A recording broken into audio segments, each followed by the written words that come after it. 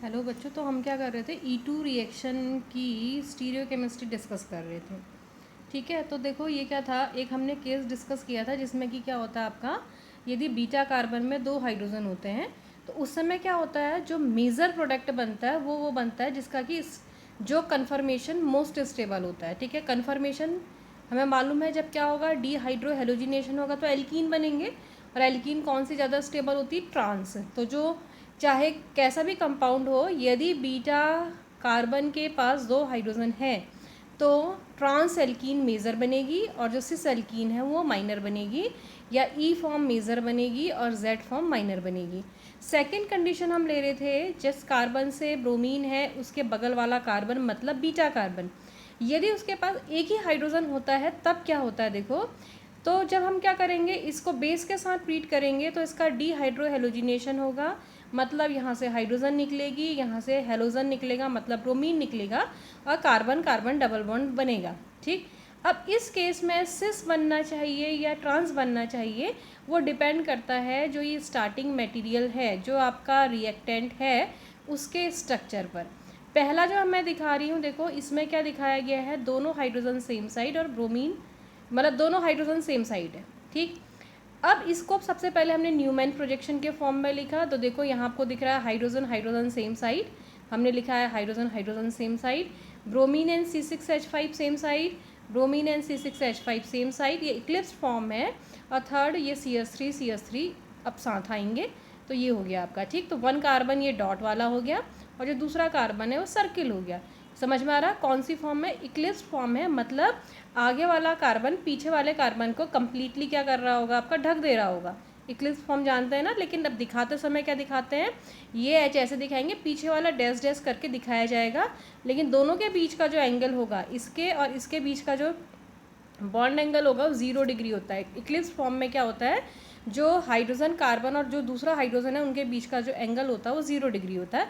तो it means जो ये फॉर्म फिलहाल यहाँ पर मैंने अभी दिखाई है वो इक्लिप्स फॉर्म है। ठीक है, अब देखो हमने जो इसकी रिएक्शन मैकेनिज्म पढ़ी है, हम जो पहले डिस्कस कर चुके हैं, हमको मालूम है कि जो इलिमिनेशन होना चाहिए वो एंटी होना चाहिए। सिन की पॉसिबिलिटी कम थी, किसकी ज़्यादा है, आपका एंटी की पॉसिबिलिटी ज़्यादा है। ठीक है, तो देखो ब्रोमीन तो यहाँ से निकलना है, तो हाइड्रोजन ये निकलना है, तो ये हाइड्रोजन निकलना है और ब्रोमीन यहाँ से निकलना है। तो कैसे निकलना चाहिए कि ब्रोमीन और हाइड्रोजन, इस कार्बन का ब्रोमीन दूसरे कार्बन का हाइड्रोजन दोनों एंटी होने चाहिए, मतलब ये ब्रोमीन यहाँ आ जाना चाहिए।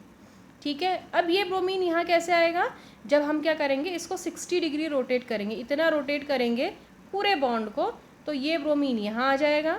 ठीक, ये वाला कौन सा वाला, ये ब्रोमीन ये आ रहा, तो ये वाला CH3 सॉलिड लाइन वाला बीच में आ जाएगा और ये सॉलिड लाइन वाला हाइड्रोजन यहाँ पर आ जाएगा। ठीक है, तो देखो ये दूसरा फॉर्म है, देखो हाइड्रोजन यहाँ आ गया, ये सॉलिड में CH3 इनके मिडिल में आ गया, और जो ये ब्रोमीन है वो यहाँ पर आ गया। ठीक, अब दिख रहे हैं दोनों एंटी, इस कार्बन का हाइड्रोजन और इस कार्बन का ब्रोमीन दोनों एंटी दिखाई दे रहे हैं। तो अब इलिमिनेशन सही होगा, एंटी इलिमिनेशन, पेरीप्लेनर इलिमिनेशन। ठीक, तो बेस के साथ ट्रीट किया, बेस ने प्रोटॉन निकाला, ये लीविंग ग्रुप है, ये डिपार्ट हुआ यहाँ से, और क्या हुआ आपका, इस कार्बन और इस कार्बन के बीच में डबल बॉन्ड आया। तो क्या सिचुएशन हुई देखो, ये कार्बन, इसमें CH3 सही है, H सही है, देखो CH3 इधर है और H सही है। ये दूसरा कार्बन, सर्कल वाला कार्बन, ठीक, इसमें क्या है, एक तरफ CH3 एक तरफ C6H5, इधर है CH3 इधर है C6H5, तो क्या है देखो, इस कार्बन और इस कार्बन के बीच में डबल बॉन्ड, तो ये कार्बन कार्बन डबल बॉन्ड, ऊपर वाले कार्बन से 2 ग्रुप दिख रहे हैं, CH3 और H दिख रहा है, इस कार्बन से इसको C1 मान लो, C1 से CH3 और H, और जो C2 कार्बन है ये है आपका 1 कार्बन और ये है आपका 2 कार्बन, जो सर्किल है। दूसरे कार्बन से भी 2 चीज़ है, CH3 और C6H5, लेकिन कैसे हैं, CH3 सेम साइड। ठीक, तो CH3 और CH3 हम सेम साइड लिखेंगे और C6H5 हम अपोजिट लिखेंगे। ठीक है, तो ये कौन सा फॉर्म है, दिख रहा आपका, CH3 सेम साइड है, तो कौन सी फॉर्म कहलाती है, सिस फॉर्म, या कौन सी फॉर्म कहलाती है, ई फॉर्म। तो इस समय जो आपका प्रोडक्ट बनेगा वो ई बनेगा। ठीक है, नेक्स्ट इसी का दूसरा फॉर्म ले रखा, जिसमें कि अभी तक जो पहला केस था उसमें दोनों हाइड्रोजन सेम साइड थे, ये दूसरा केस है जिसमें दोनों हाइड्रोजन अपोजिट साइड है, बाकी सेम है, CH3 CH Br CH C6H5 CH3। अब इसको न्यूमैन प्रोजेक्शन में जब कन्वर्ट करेंगे तो एक कार्बन में H और C6H5 सेम आना चाहिए, ब्रोमीन और हाइड्रोजन सेम आना चाहिए, CS3 और CS3 सेम आना चाहिए, ठीक है। तो फर्स्ट कार्बन ये वाला है जो कि मैंने नीचे वाला दिखा रखा है। तो क्या है देखो, इस कार्बन से क्या अटैच है H, इस कार्बन से क्या अटैच है CS3, दिख रहा है H CS3 और C6H5, H CS3 और C6H5, और दूसरा कार्बन है ये सर्कल, ठीक।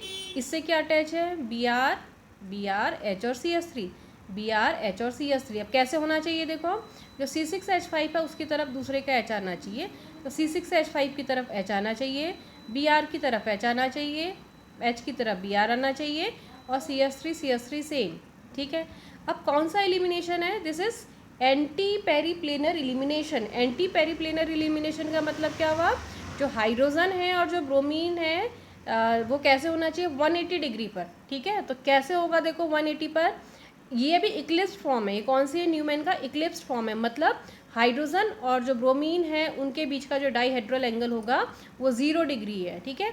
लेकिन क्या है, जो E2 एलिमिनेशन है वो किसके थ्रू होते हुए जाता है, एंटी पेरीप्लेनर एलिमिनेशन, और कंडीशन है hydrogen and bromine should be anti to each other, ठीक है। तो एंटी करने के लिए क्या करना पड़ेगा, ये ब्रोमीन को हमें यहाँ लाना पड़ेगा, समझ में आ रहा है, ये ब्रोमीन जो इस कार्बन से अटैच है उसको हमें यहाँ पर लाना पड़ेगा। तो यहाँ से यहाँ लाने का मतलब कितना डिग्री रोटेट करना है, 180 डिग्री। तो मतलब ये ब्रोमीन यहाँ आ जाएगा अपोजिट, ये वाला CS3 इधर चला जाएगा, और ये वाला हाइड्रोजन इधर चला जाएगा, ठीक है। अब देखो कैसी सिचुएशन है, first carbon is fixed, first में कोई चेंज नहीं है, hydrogen C6H5 and CS3 same है, hydrogen C6H5 and CS3 same है, बट ब्रोमीन जो अभी हाइड्रोजन का के पीछे था, इक्लिप्स फॉर्म में था, वो ब्रोमीन एंटी हो गया है, नीचे आ गया है, ये CS3 इधर चला गया है, दिख रहा है आपको CS3, एंड ये जो हाइड्रोजन है वो इधर आ गया।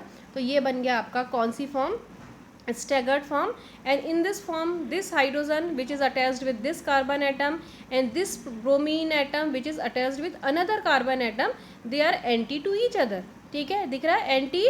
सो नाउ जब बेस के साथ ट्रीट करेंगे तो base remove proton from here, and this one is a leaving group, bromine eliminate from here, and there is a formation of carbon carbon bond between this carbon atom and this carbon atom, ठीक है। तो क्या हुआ देखो, क्या situation आ गई, ये दोनों रिमूव हो गए। तो फाइनली जो ये सर्किल वाला कार्बन है, this carbon is attached with this CS3 and H, दिख रहा है, this circle carbon is attached with this CS3 and H, and this point carbon, this one is attached with C6H5 and CS3। तो finally इसको हम जब form में लिखेंगे तो देखो, इस पॉइंट वाले को नंबर 1 मान लेते हैं, ये नंबर 1 है, ये नंबर 2 है। तो नंबर 1 से कौन कौन से ग्रुप है, C6H5 and CS3, C6H5 and CS3, and carbon number 2 is attached with CS3 and H, but the situation is CS3 and C6H5 both are in the same direction, ठीक है। तो क्या आपका देखो, जिसमें CS3 है वहीं पर क्या है C6H5, and in another carbon atom this is CS3 and H। तो अब कौन सी फॉर्म है, here you can see that one carbon, one methyl is here and another methyl is here, क्या समझ में आ रहा है फिर। So this one is transform, ठीक है। तो ये डिपेंड करता है किस पे, आपके स्टार्टिंग मटेरियल पर। नाउ E2 एलिमिनेशन हम पढ़ेंगे साइक्लोहेक्सेन के केस में, ठीक है।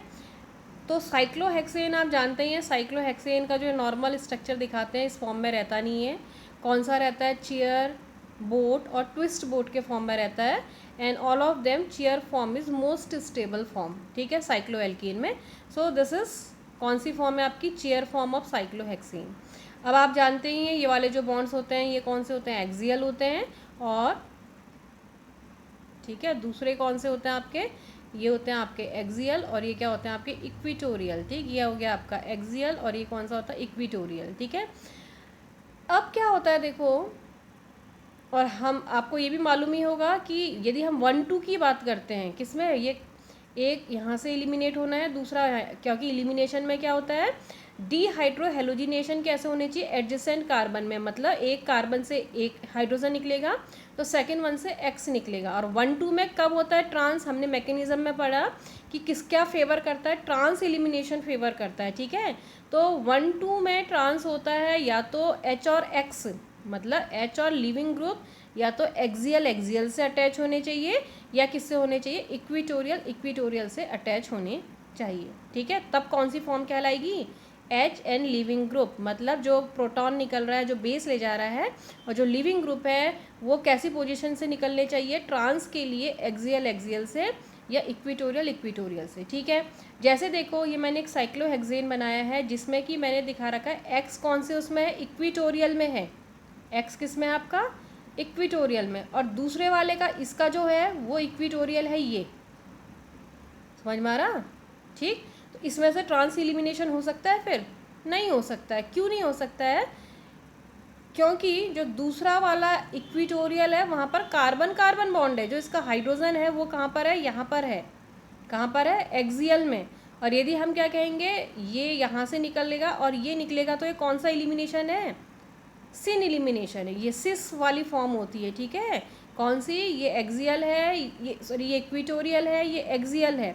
तो यदि आपका साइक्लोहेक्सेन इस फॉर्म में है जिसमें कि लिविंग ग्रुप इक्विटोरियल पोजीशन में है, तो उस कंडीशन में वो एलिमिनेशन नहीं दे पाएगा। क्यों नहीं दे पाएगा, क्योंकि उस कंडीशन में जो कब होगा ट्रांस, हम पहले बता चुके हैं, एक्सियल एक्सियल होता है ट्रांस, इक्विटोरियल इक्विटोरियल होता है ट्रांस। तो यदि एक्स आपका इक्विटोरियल में है तो दूसरा इक्विटोरियल है कार्बन कार्बन बॉन्ड, और कार्बन कार्बन बॉन्ड नहीं निकलता है, क्या निकलना चाहिए था, हाइड्रोजन में। और यदि हाइड्रोजन निकलता तो ये कौन सा एलिमिनेशन हो जाता, सिन एलिमिनेशन। क्यों, क्योंकि एक्स है इक्विटोरियल में और हाइड्रोजन है एक्सियल में। ठीक है, और एक्सियल और इक्विटोरियल से यदि निकल रहा है तो ये सिस फॉर्म होती है, तो ये कौन सा एलिमिनेशन होगा, सिन, जो कि फेवर नहीं करता है। ठीक है, नेक्स्ट अब देखो ये कंपाउंड है जिसमें क्या है आपका क्लोरीन जो है एटम, वो कैसी है आपकी, एक्सियल फॉर्म में है। और हम ये भी जानते हैं कि जो साइक्लोहेक्सेन के जो मॉलिक्यूल हैं वो क्या करते हैं आपका इस फॉर्म से दूसरे फॉर्म में कन्वर्ट हो जाते हैं। फिलहाल दूसरी फॉर्म ऐसे दिखानी ज़्यादा ठीक रहती है, कैसी, ऐसी। ठीक है, स्विचिंग होती है, ये फॉर्म इस फॉर्म में, जो इसकी दूसरी फॉर्म है उसमें कन्वर्ट होती है। और जब एक फॉर्म, इसको मत दिखाना, ये थोड़ा सा रॉन्ग हो रहा है, इसको एस का फ्लिप करेगी जब ये, तो क्या होती है, ये फॉर्म फिर दूसरे फॉर्म में कन्वर्ट हो जाती है। मिरर इमेज होनी चाहिए दोनों। ठीक है, तो अब देखो, तो ये इसमें कन्वर्ट होती है, ये इसमें कन्वर्ट होती है, तो दोनों के बीच में रेजोनेंस होता है। लेकिन मोस्ट स्टेबल कौन होती है इनमें, जो मोर स्टेबल है वो है आपकी, जब हेलोजन कौन सी पोजीशन में होता है आपका, इक्विटोरियल में होता है, तो ये मोर स्टेबल है। लेकिन जब हेलोजन आपका किस में होता है, आपका एक्सियल में होता है, तो ये लेस स्टेबल है। ठीक है, तो जब हम क्या करते हैं, इसको बेस के साथ ट्रीट करते हैं, तो ये वाला तो डीहाइड्रोहेलोजिनेशन नहीं दे सकता। क्यों नहीं दे सकता, हम पहले बात कर चुके हैं कि यहाँ पर क्लोरीन जो लिविंग ग्रुप है वो कौन सी पोजीशन में है, इक्विटोरियल पे, और ट्रांस होने के लिए दूसरे कार्बन में भी किस में होना चाहिए, इक्विटोरियल होना चाहिए। लेकिन इक्विटोरियल क्या है, कार्बन कार्बन बॉन्ड है, इसलिए इसकी कौन सी फॉर्म जो डीहाइड्रोहेलोजिनेशन करेगी, लेस स्टेबल फॉर्म करती है, जो कि इसकी कौन सी फॉर्म है, जिसमें क्लोरीन आपका एक्सियल है। तो देखो अब यहाँ पर क्या है, क्लोरीन एक्सियल है, तो बेस के साथ ट्रीट करेंगे तो ये वाला हाइड्रोजन निकल जाएगा। ठीक हो गया, ठीक, तो क्या हो गया आपका, ये अच्छे से डीहाइड्रोहेलोजिनेशन करता है, यहाँ से ये निकल जाएगा और यहाँ से क्या निकल जाएगा, ये क्लोरीन निकल जाएगा, और ये इन दोनों के बीच में क्या आ जाएगा, कार्बन कार्बन डबल बॉन्ड। एक दूसरा एग्जाम्पल फिर से, जिसमें कि आपको क्या दिख रहा है, देखो ये ब्रोमीन है और यहाँ पर को क्या है, H और CH3। ठीक है, ब्रोमीन कौन से उसमें है, यहाँ पर को इक्विटोरियल में दिख रहा है, किस में दिख रहा है, इक्विटोरियल में, और हाइड्रोजन किस में दिख रहा है आपका, एक्सियल में। तो यदि इसमें से ब्रोमीन और यहाँ से हाइड्रोजन निकलेगा तो ये कौन सा एलिमिनेशन हो जाएगा, सिन एलिमिनेशन। ठीक है, ये है आपका इक्विटोरियल और यह आपका एक्सियल, और यहाँ पर इक्विटोरियल में क्या है, CH3, ये निकल नहीं सकता, इसलिए जो इसकी दूसरी फॉर्म होगी तो इसको क्या करेंगे, फ्लिप करेंगे। इसको भी फिलहाल ऐसे ही दिखा दो, मैंने ऐसे ही दिखा रखा, तो इसको भी चाहो तो ऐसे ही दिखा दो, फ्लिप करते हुए दिखाओ। ठीक है, तो अब क्या आ जाएगा, ब्रोमीन एक्सियल में, ठीक, हाइड्रोजन इक्विटोरियल में, यहाँ पर क्या हो जाएगा, CH3 एक्सियल में, और ये हाइड्रोजन इक्विटोरियल में आ जाएगा। समझ में आ रहा, जब रिंग फ्लिप करती है, इस रिंग से दूसरे फॉर्म में कन्वर्ट होती है, तो सारे एक्सियल बॉन्ड इक्विटोरियल हो जाते हैं, सारे इक्विटोरियल बॉन्ड एक्सियल हो जाते हैं। तो ये दिख रहा है C ब्रोमीन इक्विटोरियल है, यहाँ C ब्रोमीन एक्सियल हो गया, CCH3 इक्विटोरियल है, CCH3 एक्सियल हो गया, CH एक्सियल है, CH इक्विटोरियल हो गया, और CH एक्सियल है, CH इक्विटोरियल हो गया। तो अब क्या होगा, फिर यहाँ से क्या निकलेगा, ब्रोमीन। अब इसका एंटी कौन है, यहाँ तो CH3 है, तो यहाँ से निकल नहीं सकता, तो इस कार्बन में जो नीचे हाइड्रोजन होगा वो निकलेगा। तो यहाँ से मतलब वैसे होना क्या चाहिए था, मार्कोनिकॉफ के हिसाब से कहाँ से निकलना चाहिए था, हाइड्रोजन इस कार्बन से निकलना चाहिए था जहाँ पर हाइड्रोजन कम है, लेकिन अब कहाँ से निकल रहा है, इस कार्बन से निकल रहा है। तो इन कार्बन्स के बीच में डबल बॉन्ड आएगा, तो फाइनल जो प्रोडक्ट बनेगा वो ये वाला बनेगा। कारण समझ में आ रहा है क्या है, होता क्या है, जब डीहाइड्रोहेलोजिनेशन होता है तो उस समय हम क्या करते हैं, मार्कोनिकॉफ रूल लगाते हैं, और अकॉर्डिंग टू मार्कोनिकॉफ रूल क्या होना चाहिए आपका, हाईली सब्सटीट्यूटेड एल्कीन बनना चाहिए, या हम कहते हैं कि हाइड्रोजन वहाँ से निकलना चाहिए which contain laser number of hydrogen atom. तो देखो इस कार्बन में कितने हाइड्रोजन है, एक कार्बन, और एक यहाँ से निकल सकता है, इस कार्बन में कितने हाइड्रोजन है, टू हाइड्रोजन, ठीक है, 1 और 2। तो इसमें 2 हैं, तो निकलना कहाँ से चाहिए था, इस कार्बन से, लेकिन इस कार्बन से नहीं निकल सकता। क्यों, क्योंकि इस कार्बन से यदि हाइड्रोजन निकलता और ब्रोमीन निकलता तो ये सिन एलिमिनेशन होता, जो कि फेवर नहीं करता है। तो एंटी होने के लिए ब्रोमीन यहाँ से निकलना चाहिए और हाइड्रोजन यहाँ से निकलना चाहिए, तो ये आपका एंटी एलिमिनेशन होगा, ठीक है। इक्विटोरियल और इक्विटोरियल का जो कॉम्बिनेशन होता है वो एंटी होता है, तो आपका डबल बॉन्ड यहाँ पर को बनेगा, ठीक है। नेक्स्ट है आपका consecutive E2 elimination reaction. Consecutive E2 reaction मतलब क्या हुआ, जब 2 बार लगातार इलिमिनेशन होगा E2 के थ्रू, क्या कहलाएगा, consecutive E2 elimination reaction. For example देखो एक कंपाउंड है जिसमें कार्बन क्लोरीन बॉन्ड यहाँ भी है, कार्बन क्लोरीन बॉन्ड यहाँ भी है, लेकिन कैसा होता है, जो कंजिक्यूटिव E2 इलिमिनेशन होता है, पहले एक इलिमिनेशन होगा फिर दूसरा एलिमिनेशन होगा, ठीक है। तो पहला एलिमिनेशन होगा तो क्लोरीन तो यहाँ से निकलेगा, अकॉर्डिंग टू मार्कोनिकॉफ रूल निकलेगा, मतलब हाइड्रोजन यहाँ से भी निकल सकता था बीटा से, या हाइड्रोजन कहाँ से भी निकल सकता था, बीटा डैश से, लेकिन कहाँ से निकलेगा, जहाँ पर कम हाइड्रोजन है। इस कार्बन के पास एक हाइड्रोजन है, इस कार्बन के पास 2 हाइड्रोजन है, तो एक हाइड्रोजन यहाँ से निकलेगा, तो Cl यहाँ से निकलेगा, हाइड्रोजन यहाँ से निकलेगा, तो कार्बन कार्बन क्या आ जाएगा, डबल बॉन्ड, ठीक। तो क्या आ गया, कार्बन कार्बन डबल बॉन्ड, बाकी जो स्ट्रक्चर था सेम ऐसा ही रहा, ठीक है। अब कंजिक्यूटिव E2 इलिमिनेशन है, मतलब एक बार और इलिमिनेशन होगा, फिर से बेस के साथ रिएक्शन होगा, यहाँ से तो क्या निकलेगा, क्लोरीन। अब हाइड्रोजन यहाँ पर देखो मार्कोनिकॉफ के हिसाब से ये है आपका बीटा और यह है आपका बीटा डैश। तो बीटा वाले कार्बन के पास कितने हाइड्रोजन है, only 1 hydrogen, and beta dash carbon is attached with 2 hydrogen atom. तो क्या होना चाहिए, जो इलिमिनेशन होना चाहिए अकॉर्डिंग टू मार्कोनिकॉफ रूल होना चाहिए, बट यहाँ पर मार्कोनिकॉफ रूल नहीं लगता है। क्यों, क्योंकि यहाँ से निकालने पर यदि यहाँ से हाइड्रोजन इलिमिनेट होता है तो क्या आ जा रहा है, कंपाउंड में कंजुगेशन दिख रहा है, carbon double bond CH, single bond CS, double bond CH, और यहाँ पर लगाते तो कैसा डाइन बनता, आइसोलेटेड डाइन। ये कैसा डाइन है आपका, conjugated diene, and conjugative dienes are more stable than isolated diene. So by this consecutive E2 elimination क्या होता है आपका, मार्कोनिकॉफ रूल फॉलो नहीं हो रहा, सेकेंड टाइम क्या बन रहा है आपका, कंजिक्यूटिव डाइन्स बनते हैं, ठीक है। नेक्स्ट है आपका एक another example CH3 CH2 Cl2 CH3, इसमें भी 2 बार इलिमिनेशन होगा, एक बार Cl यहाँ से निकलेगा और H कहाँ से निकलेगा, यहाँ 2 हाइड्रोजन है, यहाँ 3 हाइड्रोजन है, तो हाइड्रोजन यहाँ से रिमूव होना चाहिए, and there is a formation of carbon carbon double bond between these 2 carbon atom. तो CH3 CS double bond Cl CH3 ऊपर वाला दिखा रखा, नीचे एक ही बात है। फिर दोबारा रिएक्शन करेंगे तो इसमें क्या होता है, यहीं से होता है Cl यहाँ से और हाइड्रोजन यहाँ से, और क्या बन जाते हैं आपके एल्काइंस बन जाते हैं। सो this one is consecutive E2 elimination reaction. Now effect of structure of alkyl halide, concentration of base, and the effect of leaving group. So there are some example, and these are the percentage yield of the compound and the rate of reaction at 25 degree Celsius temperature.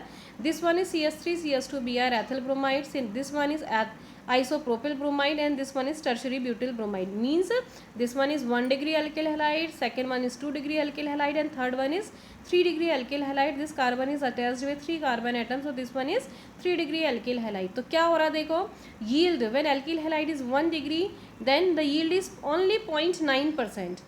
When the alkyl halide is 2 degree, then yield is increased from 0.9 to 80.3, and when alkyl halide is 3 degree, the yield is 97%. तो खुद ही result आपको indicate कर रहा है the reactivity pattern of the alkyl halide towards E2 reaction is 3 degree, then 2 degree and finally 1 degree. 3 degree are most reactive, then 2 degree followed by 1 degree. And this is the rate of reaction. दिख रहा है आपको 1 degree होने पर rate कम है, 2 degree होने पर rate थोड़ा इंक्रीज़ हो रहा है, 3 डिग्री होने पर रेट और इंक्रीज़ हो रहा है. सो क्या है होता है आपका जो सबस्ट्रेट है वो कैसे इफेक्ट करता है, जैसे जैसे क्या होता है आपका ये एक तो क्या है आपका एल्किल हैलाइड के पे डिपेंड करता है कितना डिग्री एल्किल हैलाइड है. Next one is nature of leaving group. ठीक है, हियर इज सम एग्जाम्पल और these are rate of reaction at 25 degree Celsius temperature. C6H5CS2CS2Cl and the leaving group is chlorine, bromine and iodine. हम जानते हैं देखो कौन सा लिविंग ग्रुप क्या होता है आपका, जो हैलोजन के साइज़ पे जिसका साइज़ क्या होता है बड़ा ज़्यादा होता है, तो उसमें E2 रिएक्शन क्या होती है आपकी फास्ट होती है. ठीक है, तो हमें मालूम है क्लोरीन से ज़्यादा बड़ा ब्रोमीन है, ब्रोमीन से ज़्यादा आयोडीन है. और रेट ऑफ रिएक्शन आप देख रहे हैं, इन the case of chlorine the rate of reaction is 0.007 into 10⁻3. In the case of bromine 4.2 increase हो रहा है. And in the case of iodine the size of iodine कैसा है सबसे बड़ा, तो 27 इंटू 10⁻3. और रिजल्ट ये कहते हैं कि हैलोजन साइज पे जो डिपेंड करता है, because we know that E2 and SN2 both reactions compete to each other. ठीक है, so by increasing the value of this halogen the ratio halogen size is directly proportional to E2 upon SN2. ठीक है, next one is strength of the base. Base पे कैसे depend करता है, देखो क्या होता है जब बेस होता है, बेस स्ट्रॉन्ग बेस तो बेस की तरह एक्ट करता है, but weak base act like a nucleophile. ठीक है, so in the case of weak base reaction goes towards substitution site. Okay, but in the case of when the basicity we increase the basicity of the base, या we can say the basicity is directly proportional to E2 reaction.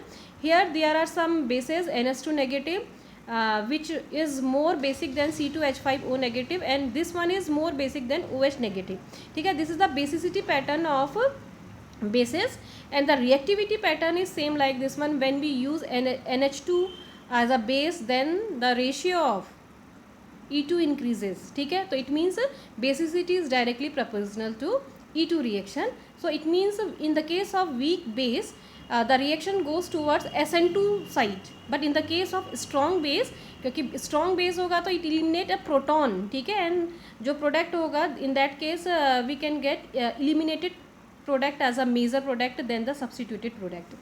Next one is effect of the temperature. Rate of reaction क्या होता है, जो temperature होता है उसका directly proportional होता है. For example there are two reactions. First one is this one is iso या 2 ब्रोमोप्रोपेन और आइसोप्रोपिल ब्रोमाइड. जब रिएक्शन हो रही है देखो 45 डिग्री सेल्सियस टेम्परेचर पर, देन इन दैट केस क्या होगा आपका, जब बेस के साथ ट्रीट कर रहे हैं तो दो पॉसिबिलिटीज़ है. First one is this one is eliminated product and second one is substituted product. ठीक है, and the ratio of E2 and SN2 is 1.15. But when we increase the temperature from 45 degrees Celsius to 100 degrees Celsius temperature, in that case the ratio of eliminated and substituted product is 2.45. It means when we increase the rate of the reaction when we increase the temperature of the reaction, in that case कौन सा जो reaction होता है आपका E2 जो reaction है वो faster होती है एज कम्पेयर टू SN2. आप रेशियो से क्लियर देख सकते हैं 1.15 से this ratio increases from 1.15 to 2.45. And the last one is the nature of the solvent. जो सॉल्वेंट की पोलरिटी जब इंक्रीज करते हैं तो SN2 ज़्यादा होती है. ठीक है, मतलब सॉल्वेंट की पोलरिटी डिक्रीज करने पर E2 होना चाहिए. फॉर एग्जांपल देखो इथेनॉल है, 100% इथेनॉल होने पर एक रिएक्शन पे जो एग्जामिन किया गया the ratio of E2 and SN2 is 2.45. ठीक, when we increase the polarity of the solvent we added 20% H2O along with 80% C2H5. in C2H5OH means ethanol and there is a combination of ethanol of water. in that case क्या हो रहा है देखो E2 decrease हो रहा है. ठीक है, 2.45 टू डिक्रीज होके क्या आ जा रहा है रेशियो 1.44. एंड व्हेन जो सॉल्वेंट सिस्टम है वो 60% C2H5OH है एंड 40% वाटर है. इन दैट केस क्या हो रहा है अगेन डिक्रीज हो रहा है. तो H2O is more polar then C2H5OH. तो जैसे जैसे पोलरिटी क्या कर रहे हैं हम बढ़ा रहे हैं. यहाँ पर वाटर नहीं है, यहाँ पर 20% वाटर है, यहाँ 40% वाटर है.